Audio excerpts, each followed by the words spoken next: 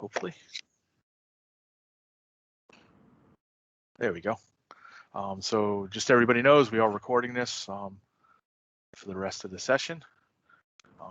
Can somebody let me know if you can see my screen? Yep. All right, perfect. So I wanted to take a quick few minutes here to just talk about MITRE 2020. It was just released. It's in public. You know, everybody can go see it. Microsoft is, hold on one second. I just want to see. Make sure I think I have the wrong one open still.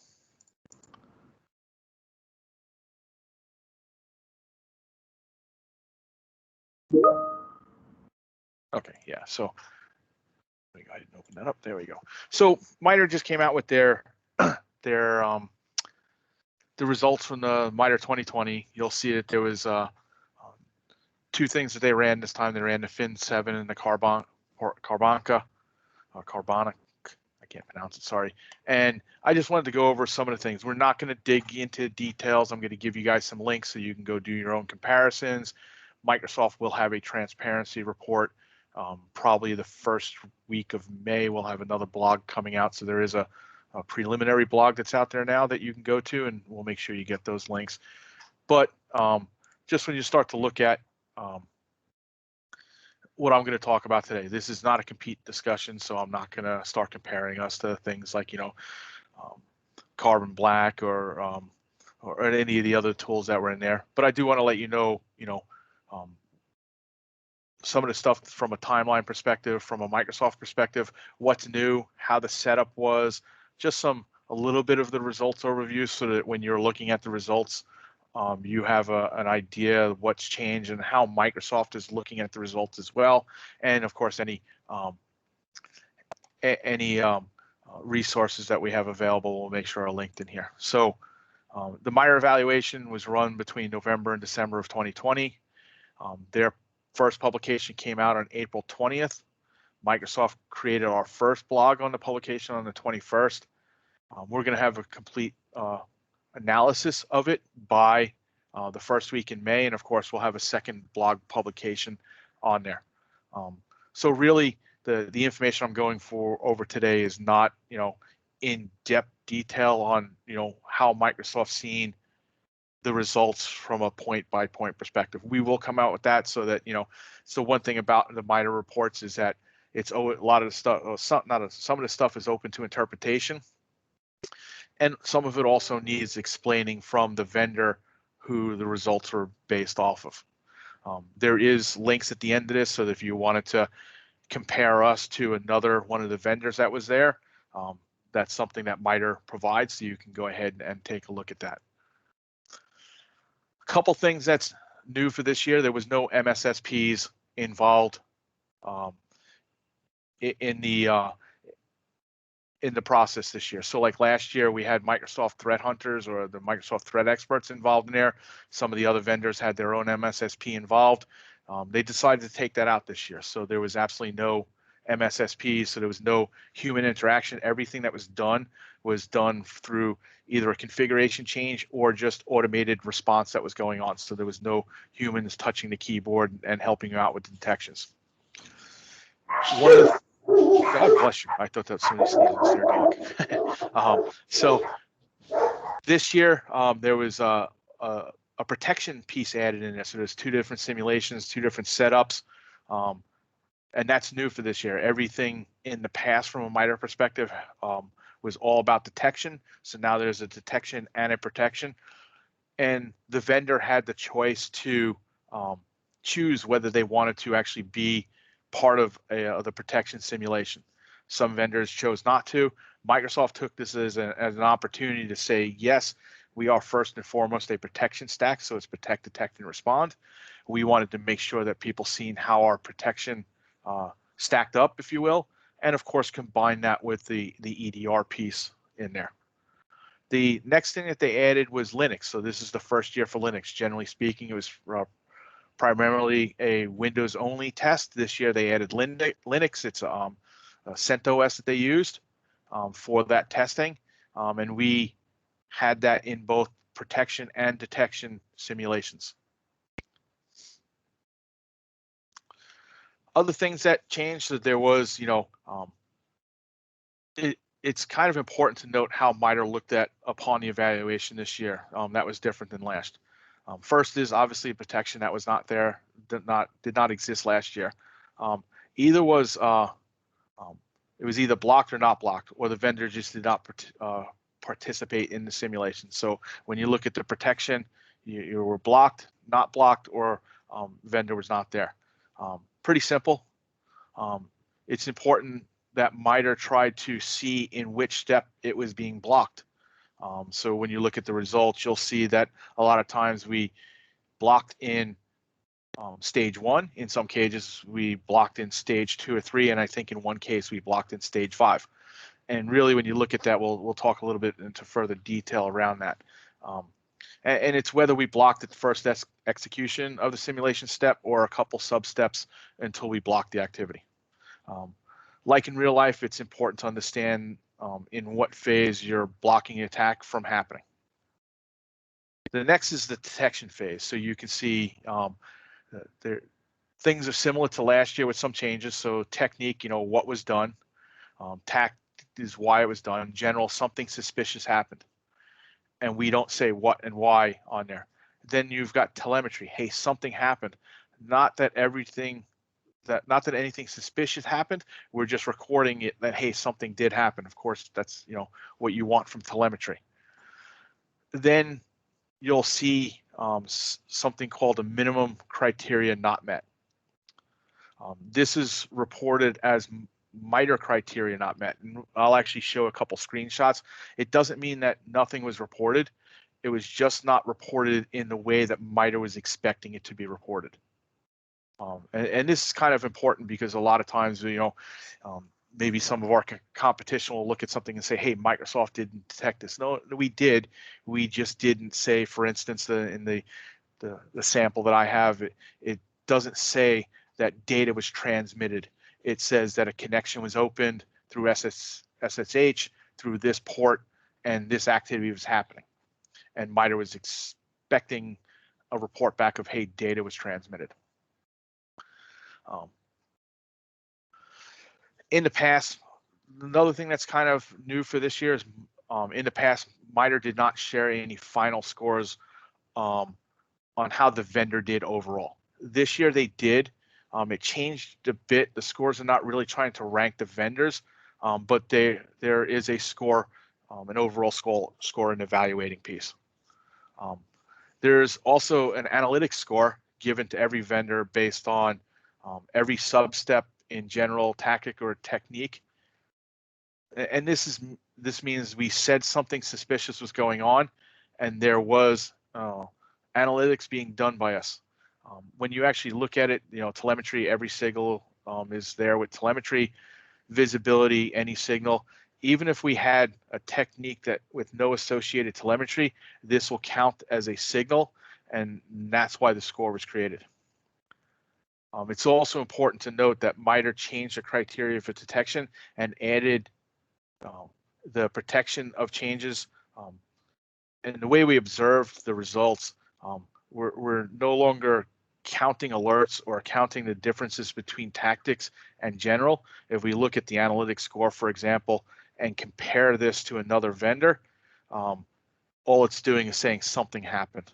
There are many new details in the way they are measuring vendor performance, so you need to keep this in mind when you're looking at what's going on there.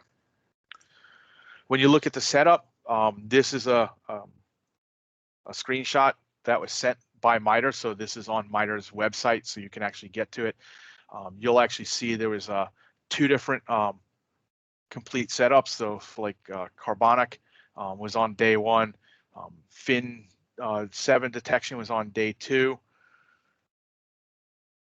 One thing that Microsoft did different than this year than we did in the last year. So last year you had the option of, hey, they run the simulation, and then they let the vendor come back and make any configuration changes. Last year we opted not to do that. This year we actually decided that, hey, we want to come back and actually make configuration changes that would help our detection during the simulation out. it's kind of like real life. You're not just going to run, Defender for endpoint and not make any configuration changes. One of the questions that came up when they were going over this internally is, hey, what configuration changes were made? Are we going to start putting out best practices on these configuration changes? And it's something that Microsoft is seriously, one, we're going to let you know what configuration changes were made. We're going to have that in our transparency report, but we're also going to start doing a best practices, if you will, around this, because we understand that, when you look at the best practices in Defender for Office, it's a really good tool. It's something that I suggest that, people use. This way you can actually look and see what Microsoft considers best practices. We're probably going to have something like that coming out with the overall Defender platform, including Defender for Endpoints. Then there was, just overflow and retest based on those configuration changes, and if anything didn't finish in day 1 or day 2. And then day 4 was protection, and they basically rebuilt the entire environment and did protection in a whole new environment, so everything was clean and starting from scratch there. So again, set up as 2 identical tenants. We did enable Microsoft 365 Defender on our entire stack. You will, when you look at the results from the MITRE side, you'll actually see things coming in from Defender for Identity, from the Microsoft 365 Defender detection all up as well. Though most of the stuff is going to be based on endpoints, and that's because MITRE is basically based on the endpoint side of the house. But we do want to make sure everybody does realize that we put our full stack there so that it was helped out during this time as well. When you look at the results overview, if and again, this is a very high level of the results, but all Linux steps, as it says here, we scored the highest possible. Even though we're still kind of new in our journey here, we scored as high as possible in their Linux test. Microsoft's very proud of that, and we're also going to be doing a lot more investment around the Linux side as well. So we're only going to get better at it. And when you looked at how we stacked the rank amongst the other vendors that were there, that you couldn't get much higher than we got. When you look at the protection, you'll see that 6 of 10 tests were blocked in the first sub-step. The other ones, and the other 4, so the 3 of them were blocked in either 2 or 3, and then there was 1 that was blocked in 5. And when you look at that, they're still in the very initial stages of the test that was going on. So it's not like we skipped something, or it's not like there was we let it get too far in the sub steps before we actually blocked it. In some cases, it was also because we had seen an artifact of something that we considered very benign, and we felt comfortable in not blocking it just to reduce any false positives. Just because there's an artifact of something on there, if it's not going to do anything, we don't need to keep inundating and keep alerting everybody on that. In all 20 steps, we had at least 1 substep marked as a technique or a tactic. No huge steps or tiny steps were missed. It was great coverage across the attack, and it told the entire attack story. So there's the piece I was talking about is what does minimum detection criteria was not met, and this is mostly around the C2 communication. This is the sample that I was talking about, and let me go back 1 slide and expand it out for you. So when you actually look at this, you can see we detected it. You'll see that blink.exe initiated a potentially encrypted outbound network communication. We see that we actually, if you look at the very bottom there, we detected it based on MITRE's techniques as an SSH, based on the port that it was using. And we also said it was in the category of command and control. MITRE gave us the minimum criteria not met because we didn't say there was data being transported over this. We're still reporting it. We're still showing it to you. It's still there. It's just that it was not in the specific form that MITRE was looking for. So those are some learning lessons from Microsoft, especially when it comes to the MITRE attack. We'll rethink whether we want to make sure that's going to be in their criteria format, or if it's something we want to keep there. But we did meet it in our minds. So, you know, these are the kind of things that you'll get out of the transparency report. These are the types of learnings that Microsoft will be very open, honest about to our customers on what we've seen and why we think it was seen in that fashion. When you look at the resources, you know, you can go to MITRE's website right now, and I've actually got 2 links on there for a full list of participants, the technique scope. You can actually compare one partner or one vendor to another vendor. You can also look at the technique comparison tools as well, so you can look at the scope of the technique. They're going to have their environment on there, and of course the detection and protection categories. And you'll see which vendors did not participate in the protection one. And again, it was completely up to the vendor whether they wanted to participate in it or not. But Microsoft took this as an opportunity to say, yes, we are a protect and detect stack. So we want to make sure that we're in the protection piece as well. Just links to the comparison tool, and you know, you guys will get this deck. So when you go there, you'll actually be able to choose Microsoft, choose Carbon Black, and hit a button and say, okay, how do we stack up against Carbon Black? How do we compare to the other ones that were there? Microsoft is very proud of our results this year, just as we were last year. And there is some, you know, reading into the report. And you know, we're going to have our view on it. We're going to make that view public, and we're going to be very transparent about that. And that blog, like I said, should be out in the first week of May. And at this point, I'm going to open it up for any questions. Does anybody have about the MITRE report? Does anybody use the MITRE report? Hopefully that's a yes, because I think it's one of the most valuable tools out there when looking at EDRs and such. It's pretty much what we build our entire security around. There you go.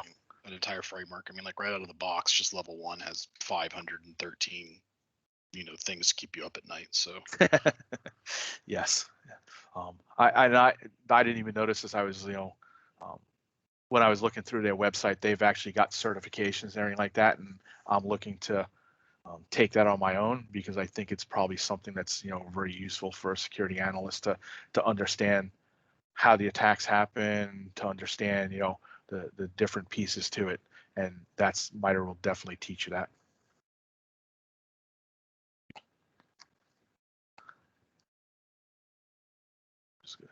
I don't know if there's any questions in there. All right, so at this point, I'll stop recording unless anybody's got any more questions around the MITRE stuff. And I see that we had a couple more questions in the chat, it looked like, so let me just stop recording.